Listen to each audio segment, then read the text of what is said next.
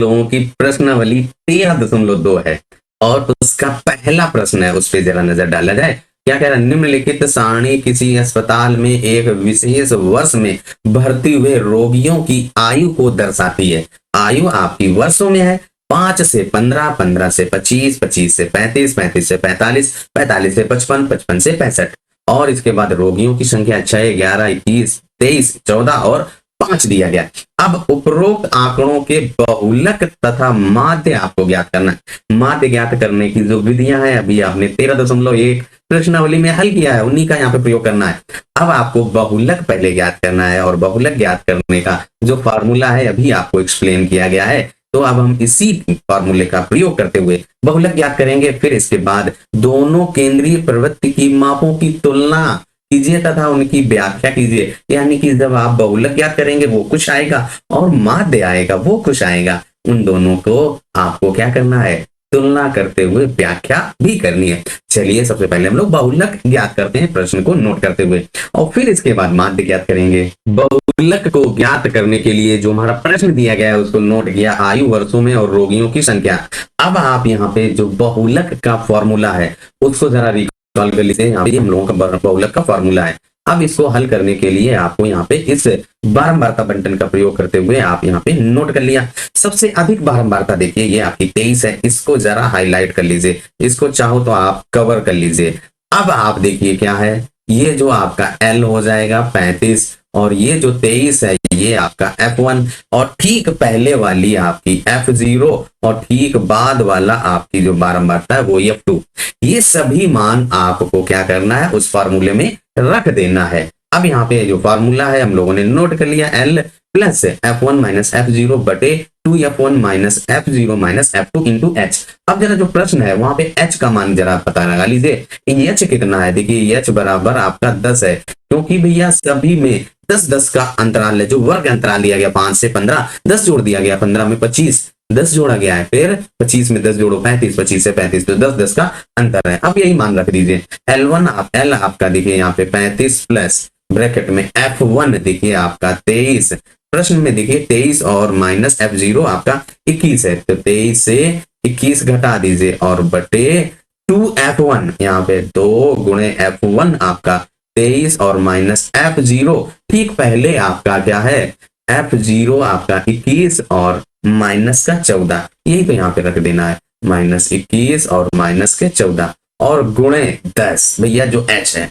अब इसको थोड़ा सा हल कर लेना है भैया। यहाँ पे 35 प्लस ब्रैकेट में 23 से आप 21 घटाएंगे तो 2 बचेगा और बटे यहाँ पे 23 दून 46 और माइनस ये भैया कितना हो जाएगा? 21 और 14 कितना हो गया? 35 हो गया और गुणे 10। अब 46 से 35 घटा दीजिए भैया और जो बचेगा उसको आप 10 दूना 20 में भाग दे दीजिए, तो क्या हो जाएगा? 35 प्लस 20 है ना, 10 दूना 20 कर दिया और इससे घटा दो भैया 11 बचा है और आप 20 में 11 से भाग दे दीजिए, दशमलव में आएगा। जब हम भाग देंगे तो 1.818181 ऐसा आता चला जाएगा।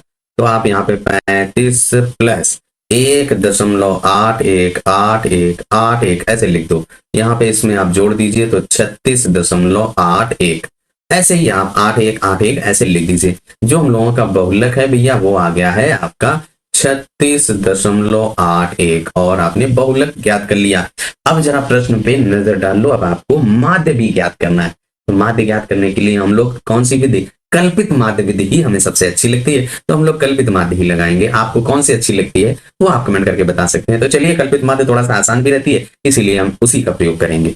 माध्य को ज्ञात करने के लिए प्रश्न को भैया पहले नोट कर लिया गया है। वर्ग अंतराल जो आपका दिया गया है, रोगियों की संख्या जिसको आप बारंबारता कहेंगे, उसको भी नोट कर लिया और कल्पित माध्य विधि का प्रयोग करने के अनुसार ही हमने सारणी भी बना ली है, क्योंकि बार बार में ना लिखना पड़े। यहाँ पे XI समय की बचत हो सके। आप लोगों का जो समय है ये बहुत ही कीमती है, बहुत ही कीमती है, समय को बहुत ही ध्यान रखना है। XI फिर DI का मान निकालिए, XI माइनस A और FI इंटू DI। जो प्रश्नावली 13.1 में आपने किया वही नियम यहाँ पे भी लगा देना है। अब हमने क्या किया है, जो हमारी रोगियों की संख्या, कुल रोगियों की संख्या वही आपकी बारंबारता का योग होगा, जिसको आप सिग्मा FI कहेंगे और वो इन सभी का योग 80 है। अब इसके बाद वर्ग चिन्ह ज्ञात करने के लिए जो आपका वर्ग अंतराल है उसका योग करके आधा कर देना है। 15 5 20 और उसका आधा 10 आ जाएगा। अब बस एक आप अगर निकाल लो, फिर वर्ग अंतराल की जो माप है वो जोड़ते चले जाओ। भैया माप कितनी है? 10 है, 10 इसमें जोड़ दो, 10 10 20 और फिर 30 और फिर 10 40 और इसके बाद 50 फिर इसके बाद 60। अब आप क्या करिए भैया, ए ले लीजिए, एज्यूम्ड मीन। तो एज्यूम्ड मीन हम लोग यहाँ पे कितने पद हैं, 6 पद हैं। अगर 7 होते तो बीच वाला ले लेते। 6 पद के लिए जो हमारा ये 40 है इसको हम लोग ए ले लें, ठीक है, 40 को ए ले लिया। अब इसके बाद आप क्या करिए, B I X I minus A, तो आप 10 से 40 घटाएंगे तो माइनस का 30 आएगा। फिर वही प्रक्रिया अपनानी है कि हमारा जो वर्ग अंतराल की माप है उसको जोड़ते जाना है। तो यहाँ पे माइनस का 20 और फिर माइनस का 10, यहाँ पे 0 फिर 10 और इसके बाद 20 आ जाएगा।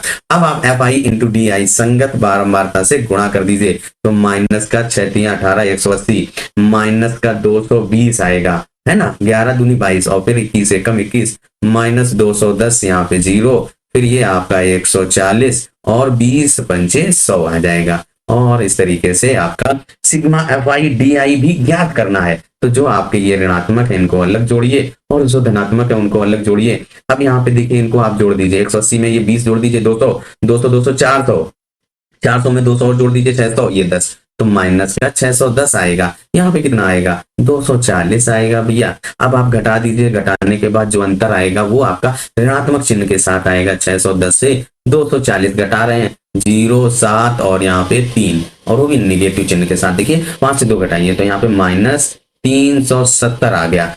अब आप माध्य का ज्ञात करने का जो फार्मूला कल्पित माध्य वाला उसको नोट करते हुए वैल्यू रख देना है। बारी बारी से सभी के मान रख दीजिए। ए आपने देखिए जो 40 है वो लिया है, इसके बाद जो सिग्मा एफ आई आपका 80 है और फिर माइनस के 370 एफ आई डी आई का योग है, तो यहाँ पे रख दीजिए। ये आपने 40 लिया है और प्लस ब्रैकेट लगाएंगे माइनस के 370 और बटे 80। अब आप क्या करिए, इसमें भाग कर दीजिए और जो आएगा ऋणात्मक चिन्ह के साथ आएगा। हल करने पर भैया आपका 40 और ऋणात्मक चिन्ह के साथ 4.625 आएगा, तो 4.625। अब आप घटा दीजिए भैया, x bar is equal to ये 40 से 6 4 घटाएंगे 36 और यहाँ से यानी कि 35 दशमलव यहाँ पे कितना बचेगा, 375 बचेगा। घटाइए देखिए, है ना, 375 इतना आएगा आपका भैया क्या है, माध्य आ गया है। अब जरा माध्य देखिए आपका, और जो आपने बहुलक ज्ञात किया था वो कितना आया था, बहुलक हम लोगों का भैया 36.81 है। अब बहुलक क्या है, जरा प्रश्न पे ध्यान दीजिए। बहुलक है जो हमारा आंकड़े हैं रोगियों की आयु है 36 यानी कि अधिकतम आयु का जो भैया रोगी है वो 36.8 कुछ है। इसके बाद उन रोगियों की औसत आयु, माध्य का औसत आयु वो कितनी है भैया, जो आपने माध्य ज्ञात किया है वो कितना है, 35.375 इतने बस। जो हमसे व्याख्या और तुलना करने के लिए कह रहा था वह बहुलक लिख लिया, माध्य लिख दिया। बहुलक आपका 36.81 और माध्य 35.375 है। यहाँ से हमें पता चलता है कि जो अस्पताल में रोगी भर्ती है उनकी अधिकतम आयु, बहुलक आपका अधिकतम होता है, वह पद जिसकी बारंबारता अधिकतम हो, तो अधिकतम आयु का जो रोगी होगा लगभग 36.81 वर्ष का होगा। और उन सभी रोगियों की जो औसत आयु है भैया वो आपकी 35.375 वर्ष है। पहला प्रश्न हम लोगों ने